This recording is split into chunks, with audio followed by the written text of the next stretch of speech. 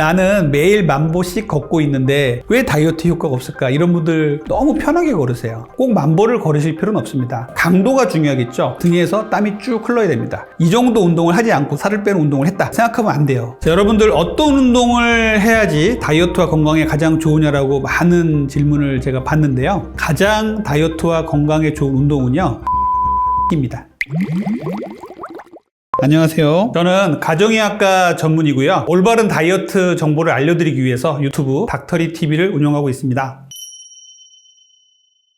나이살이란 말 많이 들어봤을 거예요. 20, 30대는 이렇게 먹어도 이렇게 운동을 안 해도 별로 살이 안 쪘는데 40, 50대가 되면서부터는 이제 이렇게 운동을 하는데 또 이렇게 잘 먹는데도 이렇게 적게 먹는데도 살이 자꾸 찐다, 이렇게 불평하시는 분들이 참 많으세요. 그 이유가 무엇이냐면요, 우리가 나이가 들면서 기초代謝량이 뚝뚝 떨어집니다. 그리고 이에 더불어서 근육량이 뚝뚝 떨어져요. 그러면서 살이 자꾸 찌게 되거든요. 의식하진 않지만 우리 몸에서 계속 돌아가는 에너지 소비가 있거든요. 근데 이런 에너지 소비가 뚝뚝 떨어집니다. 우리가 기초代謝량이 떨어지면서 같이 근육량이 떨어집니다. 그렇기 때문에 근육의 저하는 결국 지방세포의 증가로 이어져요. 중노년으로 갈수록 근육이 떨어지면서 지방이 자꾸만 축적이 되는 이런 몸이 됩니다. 나이가 들면 여기에 집중적으로 살이 찐다. 어딥니까? 다 배예요. 다들 배에 살이 찝니다. 여성 호르몬이 감퇴가 되는 폐경기, 완경기 즈음이 되면 다들 복부 비만 때문에 고생을 하시고, 남자들도 젊었을 때는 왕자가 나오던 이런 분들도 나이가 들면서 배가 너무 나오는 이런 아저씨 체형으로 변하는 거죠. 배만 볼록하고 사지가 가는 사람들이, 현대인들이 너무 많죠. 그래서 내장 지방이 자꾸만 나이가 들수록 축적이 돼요. 허벅지나 팔뚝 같은데 지방을 쌓아 놓으려고 하면은 어느 정도 한계가 있을 수밖에 없어요. 그런데 배는요, 정말로 무한대로 커질 수가 있습니다. 왜냐하면 배는 뼈가 막고 있지 않기 때문에 살을 찌고 지방을 저장할 수 있는 부위거든요. 그러다 보니까 복부 비만, 내장 비만이 되는 거예요. 내장 지방은 질적으로 다릅니다. 이런 피하 지방은 외모에는 문제가 있을 수 있지만 실제로 건강을 위협하는 경우는 정말 드물어요. 그런데 이 내장 지방은요, 쌓이면 쌓일수록 건강을 위협하기 시작합니다. 배가 나오는 것은 결국은 내장 지방이 쌓이는 것이다. 이 내장 지방은 건강을 심각하게 위협할 수 있다. 이렇게 생각해 주시면 좋겠습니다. 우리 중년이 되면요, 굶으면 절대 안 돼요. 굶으면은요, 첫 번째 기초代謝량이 뚝뚝 떨어집니다. 우리가 굶고 다이어트를 하면요, 우리 몸이 기초代謝량을 떨어뜨리는 거예요, 이게. 그래서 음식이 적게 들어오고 칼로리가 적게 들어오고 에너지가 적게 들어오니까 우리 몸이 그냥 가만히 있고 싶어 하는 거예요. 그러면 어떻게 되냐면 우리 몸이 지방을 태우는 게 아니라 근육만 빠져나가는 이런 몸이 되는 거예요. 이것이 이제 나이가 들면요, 대사의 유연성이 떨어지니까 근육으로 자꾸 가서 쌓이는 게 아니라 지방부터 먼저 채운단 말이에요. 요요 현상을 반복하게 할 수밖에 없어요. 그래서 굶는 다이어트는 이렇게 요요 현상을 반복하게 될 수밖에 없고, 요요 현상이 반복되게 되면 결국은 지방이 점점점 축적되고 근육이 점점점 빠지는 몸이 될 수밖에 없습니다. 그래서 중년, 노년층에서는 절대 하시면 안 돼요. 이제 나이가 들면요, 근육은 정말 다이아몬드 덩어리예요. 금덩어리를 떠나서 다이아몬드 덩어리입니다. 0.1kg라도 잃지 않게 노력을 하셔야 돼요. 그런데 굶으면 근육만 빠진단 말이에요. 그렇기 때문에 굶지 않고 적절하게 양질의 음식을 먹으면서 운동을 해야 근육이 유지가 됩니다. 그렇기 때문에 근감소증에 빠지지 않고 중년과 노년을 충분히 건강하게 사실 수 있는 몸이 되거든요. 그래서 이렇게 중년 이후에서부터는 잘 드시고 운동도 잘 하셔야 되는 것이 중요한 겁니다. 자, 요즘에 유튜브를 보던 어떤 기사를 보던 걷기는 운동이 아니다, 이런 얘기 많이 나와 있어요. 그런데 왜 걷기가 운동이 아닙니까? 걷기는 운동이에요. 걷기는요, 가장 기초적인 운동입니다. 그리고 가장 중요한 운동이에요. 많은 연구에서 걷기가 달리기보다 다이어트에 효과가 있다는 연구들이 있습니다. 그런데 나는 매일 10,000보씩 걷고 있는데 왜 다이어트 효과가 없을까? 이런 분들 종종 봬요. 꼭 10,000보를 걸으실 필요는 없습니다. 강도가 중요하겠죠. 아주 터덜 아주 그냥 어슬렁 걷는 이런 걷기를 30분에서 1시간 했다, 너무 편하게 걸으세요. 우리가 강도라고 한다면 우리가 최대 심박수라고 있죠. 최대 심박수는 220배기 자기 나이예요. 그러면 80에서 120회 정도의 심박수가 됩니다. 우리가 빠르게 걸으면서 옆 사람하고 말은 헐떡거리면서 할 수는 있지만 노래는 못하는 정도라고 얘기를 해요. 그리고 30분에서 1시간 정도 운동이 딱 끝났을 때는요, 등에서 땀이 쭉 흘러야 됩니다. 이 정도 운동을 하지 않고서 내가 걷기 운동을 하고서 살을 빼는 운동을 했다, 또 운동을 끝나고 나서 뭔가 맛있는 음식을 먹는다 생각하면 안 돼요. 운동은요, 지금 제가 말씀드린 대로 8,000보에서 10,000보를 하시되 숨이 턱에 찰 정도로 이런 운동을 하시는 게 상당히 중요합니다. 다이어트만 목적으로 생각한다, 이렇게 생각한다면 걷기를 하시는데 편하면 안 됩니다. 걷기를 할 때는 반드시 숨이 턱에 찰 정도로 운동을 해야 됩니다. 10,000보가 중요한 게 아니라 숨이 턱에 찰 정도로 운동을 해서 7,000보 내지 8,000보를 걷자라는 말씀을 드리겠습니다. 자, 더 빠르게 걷기.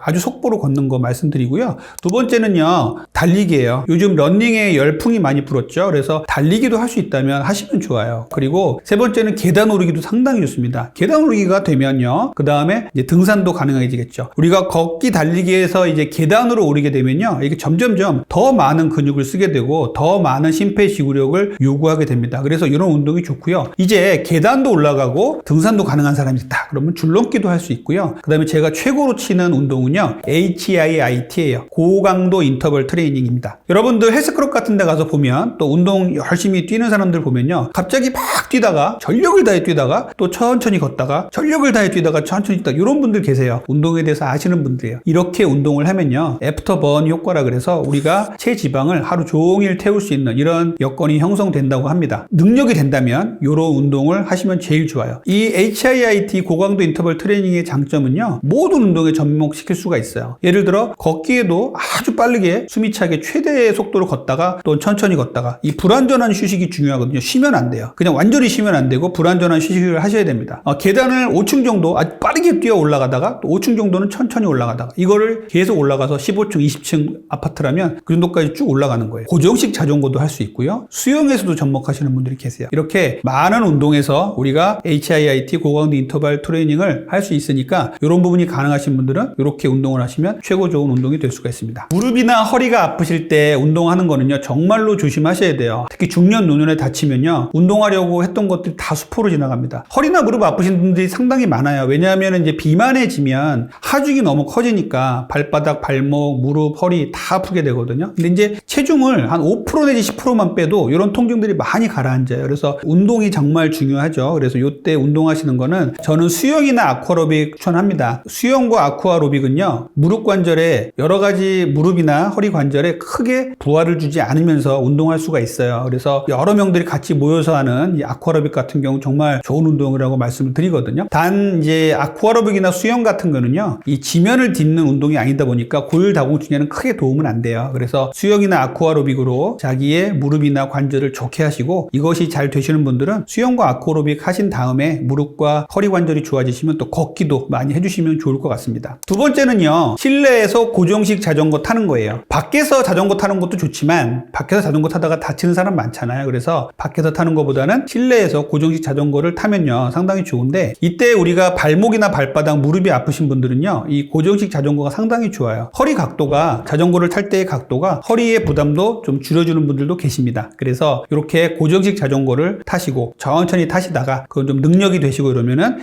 고강도 인터벌 트레이닝처럼 최대 속도로 달리고 최대 속도로 빠르게 밟고 또 천천히 밟다가 이런 것들을 반복해 주시는 게 아주 좋겠죠. 이런 고정식 자전거 운동도 발목이나 무릎, 허리 관절에 크게 부담을 주지 않는 좋은 운동이 되겠어요. 그리고 세 번째는요, 이제 헬스클럽 가셔가지고 웨이트 트레이닝을 잘 하시되 PT 선생님 같은 분들한테 잘 배우셔야 돼요. 그래서 이렇게 하시면요, 무릎도 결국 우리가 아프다고 안 쓰면은 무릎 관절 점점 나빠지고 근육까지 나빠지면 나중에 더 못 걷거든요. 그래서 대퇴사두근 운동을 하셔야 됩니다. 우리가 니 익스텐션 같은 운동을 아주 천천히 한다든지 밴드를 갖고서 하는 운동이라든지 이런 것들을 하시고, 허리도 우리가 스트레칭이라든지 조금 더 강도 높은 프랭크 같은 운동을 통해서 복부나 허리 근육을 강화시켜서 이렇게 운동을 하신다면 무릎과 허리도 천천히 이제 근력이 좋아지면서 통증이 가라앉을 수가 있거든요. 그래서 웨이트 트레이닝은 정말 중요합니다만 꼭 올바르게 배워서 제대로 하실 것을 권장을 드리겠습니다. 너무 바빠요. 그래서 운동할 시간을 못 냅니다. 운동하세요 그러면 운동할 시간이 없어요 이런 분들 너무 많아요. 그런데 시간을 내셔서 운동을 하셔야 돼요. 자, 시간을 내셔서 운동을 하되 생활 속에서 어떻게 하면 우리가 바쁜데 운동을 할 수 있을까 한번 생각을 해보면, 첫 번째는요, 틈틈이 걷자는 얘기예요. 우리들은요, 너무 오래 앉아 있어요. 이제는 의자병이라고 얘기할 정도까지 의자에 너무 오래 앉아 있습니다. 그래서 최대한 많이 걸으십시오. 시간이 된다면 점심 먹고 나서도 한 바퀴 돌고 올 수 있고요. 아침 출근 시간에도 한 정거장 먼저 내려서 좀 걸어서 갈 수 있고요. 에스컬레이터나 엘리베이터 안 타고 계단을 이용할 수도 있잖아요. 이렇게 조금 더 걷는 습관을 틈틈이 갖는 게 정말 중요해요. 이러한 조금만 운동을 하는 것들 정말 도움이 많이 되고요. 그리고 우리가 조금씩 걷는다면 하루에 7, 8천 보를 채우는 데 있어서도 상당히 도움이 많이 되기 때문에 생활 속에서 자주 걷자라는 말씀을 드리고요. 두 번째는요, 좀 서 있자는 거예요. 오래 앉아 있지 않는다는 부분은 비슷하지만 우리가 앉아 있는 것보다는요, 서 있는 시간을 늘리면은요, 더 많은 에너지를 소비할 수가 있고 혈당 강화에도 도움이 될 수가 있어요. 저는 이번에 병원을 옮기면서 제 책상을 아예 이 모션 데스크로 바꿨습니다. 그래서 환자를 볼 때는 앉아서 진료를 보지만 환자분 나가시면 책상을 올려서 서서 이제 차팅을 하곤 해요. 이런 것들이 저한테는 상당히 많이 도움이 된 것 같아요. 저도 서서 일하면서 상당히 허리도 크게 부담이 줄고 그래서 상당히 좋은데 이렇게 서 있는 시간을 좀 많이 만드십시오. 꼭 앉아야 되는 시간이 아니라면 서 있는 게 좋습니다. 그리고 서 있는 시간을 많이 만드십시오. 오래 앉아 있는 것만큼 나쁜 게 없어요. 자주 서 있자. 앉아서 뭐 자기 업무가 조금 서서 책을 볼 수 있는 시간이 된다면 서서 일을 하시고 서서 책을 보고 이렇게 해주시면 좋을 것 같습니다. 중년층에서 피해될 운동들이 있어요. 그 중에서 첫 번째로 꼽는 게요. 무리하게 격렬하게 점핑하는 운동들 좀 피하셔야 돼요. 뭐 농구 같은 게 될 수 있겠고요. 뭐 축구도 좀 그런데 약간 있을 수도 있겠지만 우리가 점프하다가 착지하면서 몸이 흐트러지면서 크게 다치는 경우 상당히 많습니다. 이런 운동들 준비가 안 된 상태라면 좀 주의하셔야 돼요. 두 번째는요. 과도한 러닝이에요. 준비 운동도 안 돼 있고 내 능력이 안 된다면요. 천천히 걷기부터 다시 시작하셔야 돼요. 다치면 안 돼요. 한번 다치면 러닝을 떠나서 이제는 침상에 누워있게 되면은 정말로 그 운동은 고사하고 다른 부위까지 자꾸 망가질 수가 있습니다. 이런 거 주의하셔야 되고요. 세 번째는요. 또 과도한 웨이트 운동이에요. 과도한 웨이트는 피하시는 게 좋아요. 격렬한 스포츠도 주의하셔야 됩니다. 앞에서 제가 말씀드렸던 축구, 스키 이런 것들 정말 주의하셔야 되거든요. 이런 것들 무리하게 하시다가 다치면 안 되니까 이런 부분도 조심하시길 바랍니다. 자, 지방을 빠르게 태울 수 있는 식사법은 역시 1번은 정제 탄수화물 끊기입니다. 정제 탄수화물은 결국 혈당을 올려서 지방을 축적하고 지방만 축적시키는 음식들이거든요. 대표적으로 빵, 떡, 면, 과자, 액상과당, 주스 같은 것들은 절대로 좀 피해 주시는 게 좋고요. 두 번째로는요. 단백질과 야채를 잘 드셔야 돼요. 단백질과 야채는요. 우리 몸에 들어오면 혈당을 천천히 오르게 하는 성분들이 있고요. 여기서 근육을 증가시키고 혈당 수준을 낮게 만들어서 다이어트를 잘 되게 하는 몸으로 만듭니다. 세 번째는요. 먹는 순서도 상당히 중요해요. 먹는 순서를 탄수화물부터 먼저 먹는 게 아니고요. 야채부터 먼저 먹고 그 다음에 지방과 단백질 그 다음에 먹고 마지막에 탄수화물을 드실 수 있는 환경이라면 이렇게 순서대로 드시는 게 상당히 좋아요. 그리고 마지막으로는 간헐적 단식 적극적으로 추천드립니다. 간헐적 단식은요. 우리 현대인들이 이 망가진 대사를 되돌리는데 정말 좋은 단식이에요. 그래서 하루 중에도 단식 시간을 만들어서 단식을 하신다면 우리가 식사 습관을 잘 교정을 하고 탄수화물 중독도 끊어내면서 근육을 늘리고 지방을 줄이는데도 큰 도움이 될 수가 있습니다. 저는 식사 후에는 무조건 걸으라고 말씀을 드립니다. 그것도 식사 후에 쉬었다 걷지 말고 그냥 바로 걸으라고 말씀을 드려요. 이 걷는다는 게 뭐 무리하게 걸으라는 소리 아니에요. 식사 후에는 분명히 위장에 음식이 들어가 있고 또 위에서 장에서 많은 움직임이 있기 때문에 위에 부담이 될 수 있는 속도나 강도로 빠르게 걸으시면 분명히 부담이 될 거예요. 그런데 처음에 어슬렁어슬렁이라 그래요. 그냥 식사 후에도 가만히 있지 마시고 어슬렁어슬렁 움직이시다가 소화가 좀 되고 20분 정도 지나면 그때부터는 강도를 좀 올려서 좀 빠르게 걷는 운동이 가능하신 분들은 배가 안 아플 정도로 매일매일 걸으십시오. 특히 저녁에는요. 이거 상당히 중요한데요. 혈당이 음식을 먹으면 쭉 올라가요. 그런데 이것을 막을 수 있는 방법은 일단 정제된 탄수화물을 먹었다면 걷는 것밖에 없습니다. 그래서 걸어서 혈당 수준을 조절하는 수밖에 없어요. 그래서 충분히 걸으셔야 됩니다. 그런데 우리 현대인들은 어때요? 특히 저녁에 집에 들어와서 밥 먹고 가만히 누워서 TV 보다가 그냥 골아 떨어지고 이런 경우 너무 많잖아요. 이러면은요. 그냥 자는 사이에 혈당이 아무런 조건 없이 아무런 방해 없이 계속 올라가는 조건을 만들어주는 거예요. 그래서 혈당을 잘 조절하고 다이어트가 잘 되는 몸이 되려면 식후에는 걸으세요. 식후에 걸은다는 것은 무리하게 걸으라는 소리가 아니고 식후에는 천천히 집안일 좀 돌보시다가 좀 빠른 속도로 걷기를 바랍니다. 두 번째는요. 집안일 돕기예요. 우리가